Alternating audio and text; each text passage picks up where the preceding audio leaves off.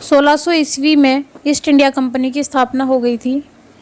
सबसे पहले east India company ने अपनी पहली फैक्ट्री सूरत में 1608 ईस्वी में स्थापित करने के लिए परमिशन मांगी, लेकिन उनकी इस परमिशन को रद्द कर दिया गया। उसके बाद इन्होंने फिर से प्रयास किया और 1611 ईस्वी में जाकर दक्षिण पश्चिमी समुद्र तट पर मसूलीपट्टम में अपनी व्यापारिक कोठी की स्थापना कर डाली।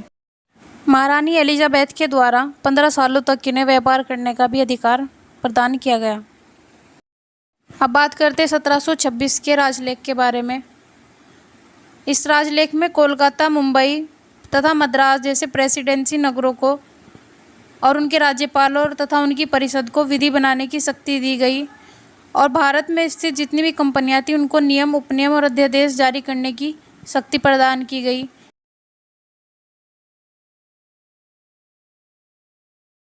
पहले यह शक्ति इंग्लैंड के बोर्ड ऑफ डायरेक्टर्स में निहित हुआ करती थी। रेगुलेटिंग एक्ट बनाने का मुख्य उद्देश्य ये रहा था कि ईस्ट इंडिया कंपनी की जितनी भी गतिविधियाँ थी उनको ब्रिटिश सरकार की निगरानी में लेकर आना। और इस एक्ट में बहुत सारे ऐसे प्रावधान बनाए गए थे बोर्ड ऑफ डायरेक्टर्स को लेकर, जिसमें इन्होंने सबसे पहले बोर्ड ऑफ डायरेक्टर्स की कार्यविधि को 1 साल से बढ़ाकर 4 साल कर दिया था और इसके जो सदस्य थे वो 1/4 सदस्य प्रतिवर्ष अवकाश ग्रहण करेंगे और शासन की समस्त सैनिक और तथा सिविल शक्तियाँ गवर्नर जनरल तथा उसकी परिषद को सौंप दी गई थी। और इसी एक्ट के बाद 1774 में सुप्रीम कोर्ट की स्थापना हुई थी। पहले न्यायाधीश हमारी जो थी वो एलिजा एम्पे और हाई कोर्ट इलाहाबाद में बना था। कंपनी के कर्मचारियों को बिना लाइसेंस के व्यापार करने पर प्रतिबंध लगा दिया गया था। इसके बाद 1781 का रेगुलेटिंग एक्ट आया, जिसको संशोधित कर उसकी कमियों को दूर करने का प्रयास किया गया। सबसे पहले इसमें कलकत्ता की सरकार को बंगाल, बिहार, उड़ीसा के लिए कानून बनाने का अधिकार दिया गया। वो प्राधिकार 2 प्राधिकार मिले, एक पहला रेगुलेटिंग एक्ट, दूसरा था 1781 का संशोधनात्मक एक्ट।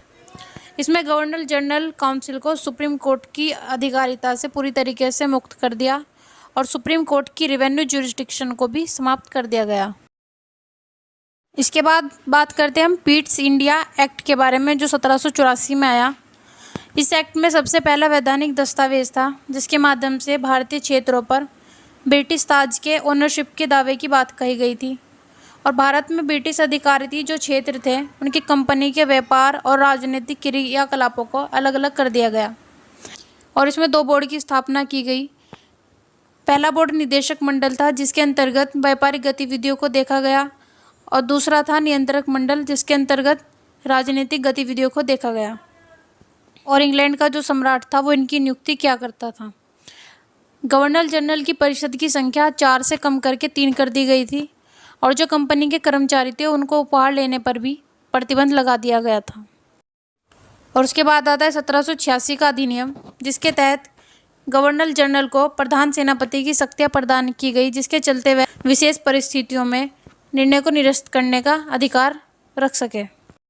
हम बात करते हैं 1793 के एक्ट के बारे में। इस एक्ट के अंतर्गत जनरल गवर्नर को मद्रास और बम्बई जैसे प्रेसिडेंसी नगरों के अधिकारों को लेकर यह बात स्पष्ट कर दी गई थी कि यदि बंगाल का जनरल गवर्नर बंगाल से बाहर जाएगा तो वह अपने सारे राइट्स जो होंगे उसकी परिषद के किसी ऐसे सैनिक को प्रधान बनाकर देने पड़ेंगे और उसके जितने भी राइट्स हैं और उसका पद है वो उसके द्वारा छीन लिया जाएगा, यानी कि वो ऑटोमेटिकली अपने पद से हट जाएगा।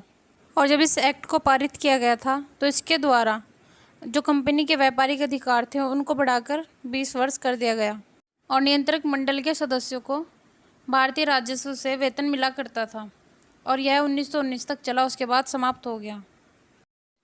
हम बात करेंगे 1813 के एक्ट के बारे में। इसका मुख्य उद्देश्य ये रहा कि ईसाई मिशनरियों को भारत में धर्म प्रचार की अनुज्ञा देना और कंपनी के एकाधिकार को समाप्त करना, ताकि जो अन्य ब्रिटिश प्रयोजन है उनको भी व्यापार करने का अधिकार प्राप्त हो। और गवर्नर जनरल और प्रधान को अपॉइंट करने की पावर्स दी गई, लेकिन ये अपॉइंट करने की शक्ति ब्रिटिश राजपद की परमिशन के बिना नहीं हुआ करती थी। ये राइट सिर्फ उन्हीं को था। और जो भारतीय थे उनकी शिक्षा पर 1 लाख के खर्चे का प्रावधान किया गया। गवर्नर जनरल और उनके परिषदों की योग्यता के लिए कम से कम भारत में 12 साल तक रहने का अनुभव आवश्यक कर दिया गया। और इस एक्ट के द्वारा भारत में अंग्रेजी साम्राज्य की संवैधानिक स्थिति पहली बार स्पष्ट हो गई थी। अब हम बात करेंगे 1833 के एक्ट के बारे में। इसमें जो बंगाल का गवर्नर जनरल था उसको भारत का गवर्नर जनरल बना दिया गया और जो जनरल था उसको पूरे भारत के लिए कानून बनाने का राइट दे दिया।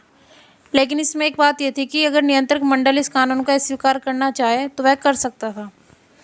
गवर्नर जनरल परिषद द्वारा पारित कानून को एक्ट कहा जाने लगा और लॉर्ड मैकाले की अध्यक्षता में 4 सदस्यीय विधि आयोग का गठन किया गया और कंपनी को चाय और चीन के व्यापार के साथ समाप्त कर दिया गया था। सिर्फ कंपनी के प्रशासनिक दायित्व बचे थे। विधियों के संहिताकरण के लिए गवर्नर जनरल को आयोग गठित करने का प्रावधान दिया गया और अधिनियम की धारा 87 के तहत कंपनी के अधीन पद धारण करने के लिए किसी भी व्यक्ति को किसी भी तरीके का भेदभाव धर्म, मूल वंश, जन्म स्थान या रंग के आधार पर इन सब की समाप्ति की गई और ये हमारे कॉन्स्टिट्यूशंस के आर्टिकल 15 में भी दिया गया है। गवर्नर जनरल की परिषद को राजस्व संबंध में पूरा अधिकार प्रदान करते हुए गवर्नर जनरल को पूरे देश के लिए एक बजट तैयार करने का भी अधिकार दिया गया। अब देखते हैं 1853 ईस्वी का जो हमारा एक्ट हुआ था उसके तहत क्या कार्य किए गए। इस एक्ट द्वारा विधायी कार्यों को प्रशासनिक कार्यों से अलग करने की व्यवस्था की गई थी और जो विधि निर्माण के लिए भारत के लिए एक अलग से 12 सदस्यीय विधान परिषद की भी स्थापना की गई और अलग अलग क्षेत्रों और प्रांतों के जो हमारे प्रतिनिधि रिप्रेजेंटेटिव हुआ करते थे उनको इसका सदस्य बनाकर सबसे पहले क्षेत्रीय प्रतिनिधित्व का सिद्धांत लागू किया गया और बंगाल के प्रशासन के लिए जो लेफ्टिनेंट गवर्नर थे उनके अपॉइंट विधि सदस्यों को गवर्नर जनरल की परिषद का पूरा सदस्य बना लिया और कंपनी के कर्मचारियों को भी अपॉइंट करने के लिए उनकी नामजदगी के स्थान पर उनके लिए कॉम्पिटिटिव एग्ज़ाम्स को आधार बना लिया गया। और जो हमारा सिविल सर्विस का जो एग्ज़ाम्स होते हैं उसका जनक सबसे पहले हम लॉर्ड कैनवाल को कहा जाता है। ब्रिटिश संसद को किसी भी समय कंपनी के शासन को समाप्त करने का राइट्स दे दिया गया था और जो निदेशक मंडल थे उनके जो मेंबर्स थे उनकी संख्या 24 से घटाकर 18 कर दी गई थी। इस वीडियो में कंपनी के अधीन जो शासन हुए 1600 लेकर 1853 ईस्वी तक उसको पूरा कवर कर लिया है। वीडियो ज़्यादा लंबा हो जाएगा इसलिए जो उसका अगला पार्ट है वो हम उसको नेक्स्ट वीडियो में लेकर आएंगे। तब तक आप इस वीडियो को देखें और मेरे चैनल को सब्सक्राइब करें और बेल आइकन को भी प्रेस कर दें ताकि हमारे नेक्स्ट वीडियो का नोटिफिकेशन आप तक पहुंच जाए और वीडियो को पूरा लास्ट तक देखें।